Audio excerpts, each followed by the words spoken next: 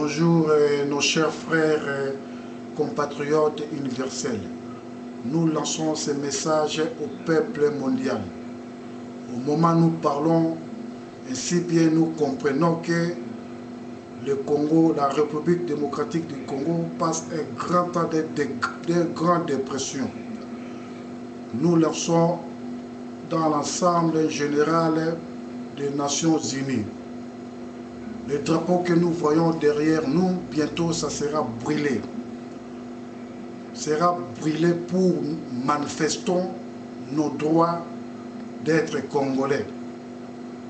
En disant comme ça, en 2006, M. Mbemba avait gagné des élections présidentielles. En 2011, M. Tshisekedi avait gagné. Mais la Nations Unies est toujours présente au Congo sous couvert de MONUC. Qu'est-ce qu'ils font? Ils font que des trafics de mines. Ils font que de détruire le Congo. Ils sont là-bas pour soutenir M. Kabila.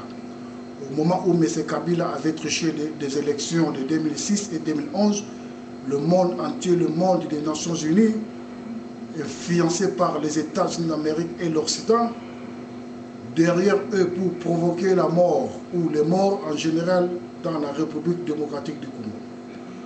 Nous lançons l'appel au Monsieur secrétaire général Bab Moon, un vieux Coréen qui n'a pas l'intelligence, qui ne sait pas faire la diplomatie mondiale. Au moment où l'Afrique noire en famine et le Congo en danger, et lui, il se promène pour faire le trafic derrière le MONUC et les Nations Unies. Au moment même, nous disons que le monde entier a le droit de comprendre le peuple congolais et la résistance du Congo veut plus une distraction. Mais ce Kabila, ce n'est pas le président de la République démocratique du Congo. Jusqu'à présent, le président est M. Tshisekedi. Pourquoi il est dans sa résidence surveillée? À cause de MONUC et des Nations Unies. Les mêmes Nations Unies avaient assassiné Patrice Lumumba lorsque Patrice Lumumba avait demandé le secours le 10 novembre 1960. Les Nations Unies étaient là, ils disant rien du tout. Les mêmes Nations Unies ont fait sacrifier le président Gbagbo de la Côte d'Ivoire. Les mêmes Nations Unies ont fait des choses ridicules, ridiculiser les Africains et l'Afrique noire. Aujourd'hui, si le Congo passe un grand temps de dépression à cause des Nations Unies, qu'est-ce qu'ils font la MONUC au Congo? Ils font rien du tout. Là où ça trouve le conflit vers l'est du Congo, les MONUC, ils se promènent vers Bas-Congo, vers Équateur, vers Kinshasa avec de leurs voitures. Ils laissent le lieu où ça trouve le conflit. Rendez-vous compte, nos agents à Kinshasa-Ville, ils ont d'habitude de recevoir des téléphones venant aux collaborateurs des services, de nos services de renseignement de la résistance congolaise. Nous sommes bien organisés, nous, la résistance de Congolais en général. MONUC a l'habitude d'envoyer des petits porteurs vers l'est du Congo pour prendre les mines de coltan, des choses qui est de fabrication des choses électroniques.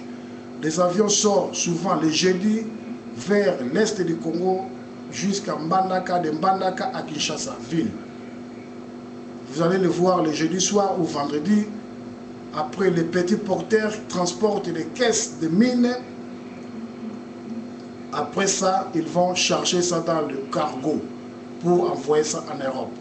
Là où ça passe ces histoires, il n'y a même pas de soldats congolais. Il n'y a que des hommes de tenue de MONUC de race blanche, des hommes de race blanche. Nous demandons au monde entier de comprendre la résistance congolaise et contre tous les collaborateurs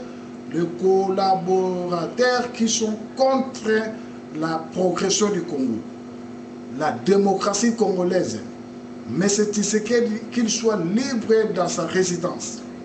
Puisque si ça commence comme ça, nous allons faire une chose que le monde ne peut pas oublier. Ça va rester aux mémoires de l'humanité. La Nations Unies est contre le Congo et contre le développement du Congo. Nous demandons la sortie immédiate des Nations Unies ou de MONUC au Congo. À cas où vous ne respectez pas les scrutins de 2011, vous serez obligés de sortir. Nous ne sommes plus des manifestants dans les rues, mais nous allons faire des choses que jamais fait dans la terre. Le Congo a fait nourrir le monde entier. Le Congo a fait terminer la guerre mondiale de 1945 avec des bombes de Hiroshima. Le même Congo a servi le monde direct ou indirect avec des coltans pour fabrication de choses électroniques. Nous sommes des Africains, nous ne sommes pas contre l'Afrique ou les Africains, mais nous sommes contre tous les Africains qui seront pour Kabila. Au moment où Tshisekedi a gagné ou comme Mbemba avait gagné en 2006. Nous mérions bien de faire l'Afrique unie, panafricaine.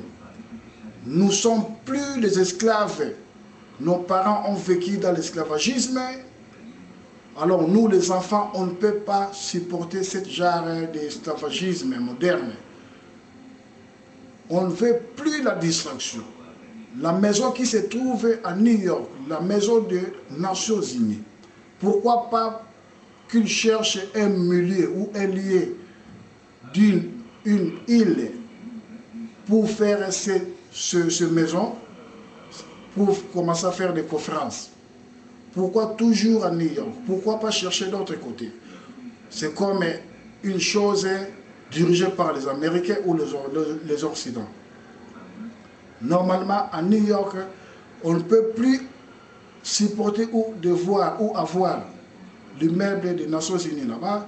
Il faut que les Nations Unies cherchent un milieu, un lieu nouveau pour construire de nouveaux bâtiments qui ne dépendent ni de l'Europe, ni de l'Afrique, ni de quoi. Ça, c'est bon pour le monde. Naître, une chose, organisme, naître, ce n'est pas un organisme qui dépend de l'Amérique ou de l'Europe, ou des Noirs, ou des Blancs, ou des Jaunes, ou des Rouges.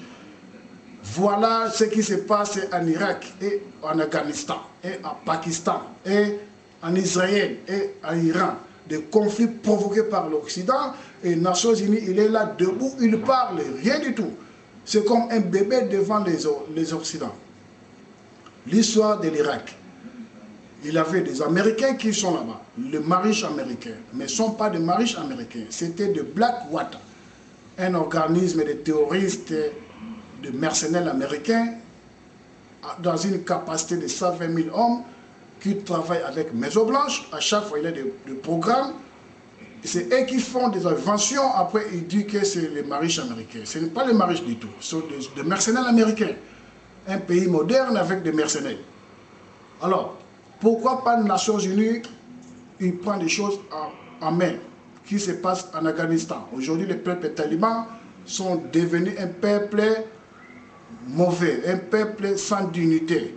Au moment qu'eux, ils cherchent à protéger leur culture. Voir l'histoire de l'Afghanistan. L'OTAN, qu'est-ce qu'il fait là-bas?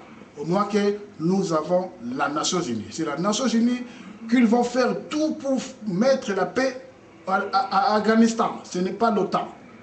Cette forme de justice, nous sommes contre les Nations Unies. Nous allons brûler ces drapeaux pour vous montrer que nous parlons en haute voix, dans le nom de Dieu. Si vous ne croyez pas en Dieu, nous croyons en Dieu. Dieu qui a créé l'unité et la conscience humaine. Le Dieu qui a créé la vie humaine. Vous ne croyez pas en Dieu, vous êtes des scientifiques. Nous ne sommes pas des scientifiques. Mais on parle en haute voix. Le monde entier doit comprendre que le peuple congolais en est marre. Si vous allez m'assassiner, il y a des autres Congolais plus forts, plus que moi, en tout. Ils vont faire détruire tout ce qui sera contre la République démocratique du Congo. C'est un droit humain. 8 millions de morts, les Nations Unies ne font rien du tout au Congo. Ils font que des trafics de mines. Il faut que publier des choses inutiles. Voilà la 2008. MONUC a fait rien au Congo. Il se promène comme son pays avec un contrat. Le Congo a l'habitude de payer 30 millions chaque 3 mois au MONUC pour l'air militaire. Et aujourd'hui, Kabila a 15 milliards de dollars américains dans sa poche. Et le peuple meurt de faim. Moi, si j'avais cet argent, je vais investir au pays pour mettre le pays meilleur. Vive l'unité africaine, vive le Congo.